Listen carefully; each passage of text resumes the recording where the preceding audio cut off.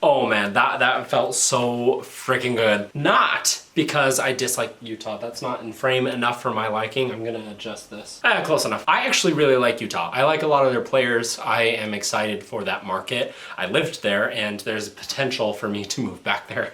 I'll be there for winter break. And I'm sad that Vegas wasn't playing when I'll be there, but it was so good to see the comeback victory with, if you want to call it the power play merchant magic or the dad strip magic, whatever it was. The Vegas Golden Knights win against the Utah Hockey Club 4-2 after really not a back and forth game, but two different games in 60 minutes of allotted time. Vegas came out with a little bit more oomph, but Utah, solid, was clearing out those chances. It was mostly one and dones for Vegas where they'd get one shot on and Utah would clear. But Utah kept going and they scored first, of course, with Night Slayer Logan Cooley, I guess.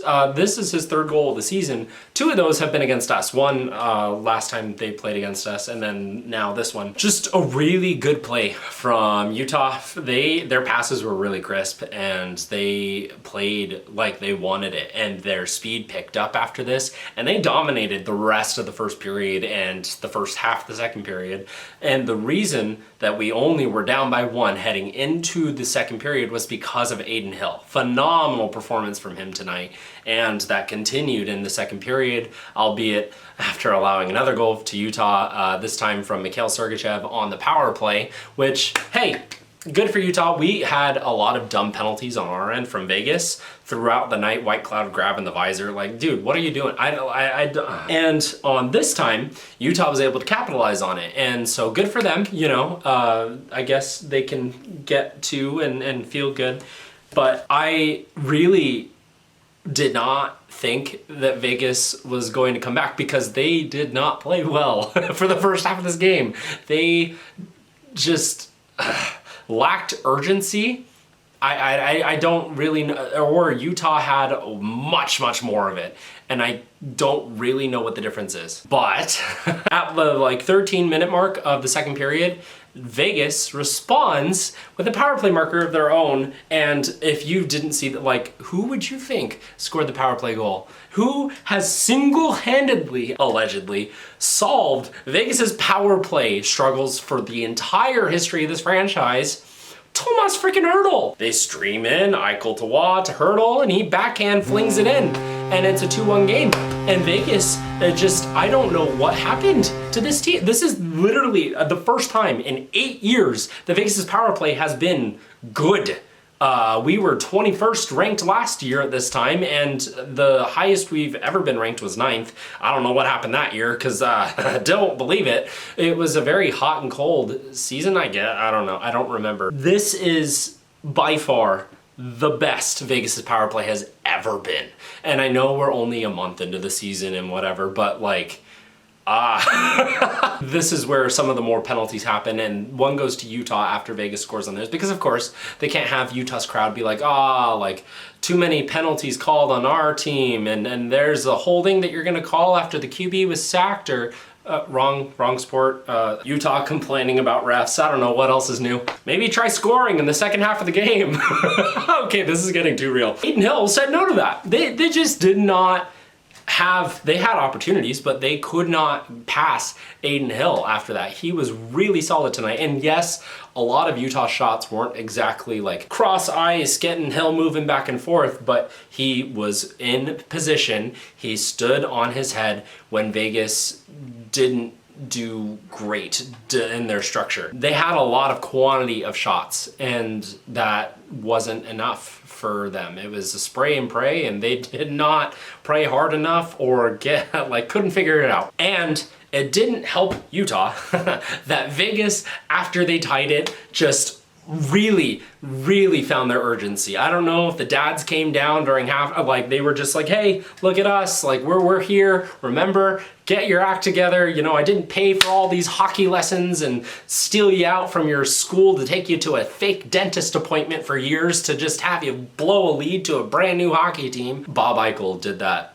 without Jack or his teacher, like his mom or his teachers knowing for years until he got drafted, I guess. That was a fun story. So yeah, that Zach Whitecloud holding onto the visor penalty happened at the end of the second, carried into the third. Vegas was able to kill that off along with every other power play they gave Utah tonight, which was more than you would want to give a team. 4 power plays. It felt like more than that. I don't know why, but also Utah is the most penalized team in the league, but refs are very subjective and that whole like lack of consistency. Anyway, that's not the point of this video. This video is to talk about this game, which in this game, Vegas gets onto the power play again after this happened where Ian Cole laid a clean hit on Tomas Hertl that was really big, and Nick Waugh went after him and they fought, but he like made him fight. Nick Waugh did. Nick Waugh? Nicholas Waugh! he fought. I that's new to me. I didn't know he could, and against Ian Cole, who's a big dude. I don't know. But yeah, Nick Waugh got a game misconduct for that, which is the right call. He instigated that for sure. And Utah went to the power play for that, but we killed it off. And I was thinking personally, like if Utah scores there, then they probably win. But Vegas killed it off, and they were relentless after that. They had a lot of different opportunities, and Vermelka really played well tonight until Vegas to the power play again. Jack Eichel again sends the pass over to William Karlsson, who goes behind the net, and he's driving towards the net as if he's going to shoot or try to backhand, and he draws Utah in. And at the very last second, with like no look pass over to Tomas Hertl at front in the slot where he is the entire power play, and he drills it past Vermelka to make it a tie game 2-2. And just phenomenal stuff from Vegas. I love our I don't care that we are power play merchants. For the first time in franchise, it's definitely okay with that. And we continue with this pressure, and Cole Schwint, who's on TV right now with his dad, really played well tonight. He, for the second half of the game, at least for sure, had this play where at the very end, with like 1 minute and 18 seconds left, he gets the puck, gets into the offensive zone, and he gets control of it. Like Utah was battling with him, but he sends it back to Korzak on the point, who was in. I'm gonna go over the lineup in a second. Korzak just flings it on, and William Karlsson tips it, and it goes past Vermelka to give the Golden Knights a lead with like 1:18 left. And phenomenal stuff from Vegas here. I can't believe it. William Karlsson, the emotion after that goal. And the thing is this was in Utah, right? And Utah, their fan base has really been really good to start the season. There was a line for like blocks to get their jerseys, which were on sale for the first time this morning in Salt Lake. So I'm not trying to downplay how effective they are and their fans in their building. But the thing is I lived in Utah while Vegas was there. Like during Vegas's existence for 6 years. I know there's a Vegas fan base in Utah, and they were there. They could have traveled, I guess, but I know there's a fan base for the Vegas Golden Knights in Utah. A lot of people from Vegas live there now, and they were at that game, and they were loud. There was a Go Knights Go chant at the end after William Karlsson scored, and for every Vegas goal, the 2 Tomas Hertl goals, the William Karlsson goal, and then the second William Karlsson goal in the empty netter, that happened, by the way, it was a loud cheer for Vegas. I didn't hear the anthem. I'm assuming there was a night yell, but I didn't see it. It was just a really good showing from Vegas's crowd in Salt Lake to go to the Delta Center. I remember going to Wranglers games in Vegas my senior year of high school. I went to a Wranglers versus Grizzlies game, and I didn't ever think about Utah at that point, but then I worked there for a summer and I got injured and I had to live there because of workers' comp only covered physical therapy in the state of Utah. It led to me going to school there, and I found my wife, and I lived there for 6 years after that. And Vegas came to Utah for the Frozen Fury. It was then the Vivint Arena, where I went to the Frozen Fury game. This is against the LA Kings when that was the preseason game. And it's now been rebranded as the Delta Center, and it has its flaws with not every portion of the ice being visible, but it's a rockin' barn. It is more of a National Hockey League barn than the, albeit extremely unique, and I would have loved to have gone to see a game there, Mullet Arena. Vegas has a fan base there, and they cheered really loud. I love to hear that. Utah fans probably don't. Vegas has a route going through Utah with a fan base there, and it was showing up tonight. And so that was awesome. That could have helped Vegas get into it. The Dad's Trip magic. We are now 11-0-1 on the Dad's Trips across this franchise history. That's fantastic. I don't know what it is about these trips. Vegas, the players just show up and play. And the second half of that game, they really showed up to play. I love Tomas Hertl. Oh my goodness, I couldn't imagine going back 5 years and telling myself that.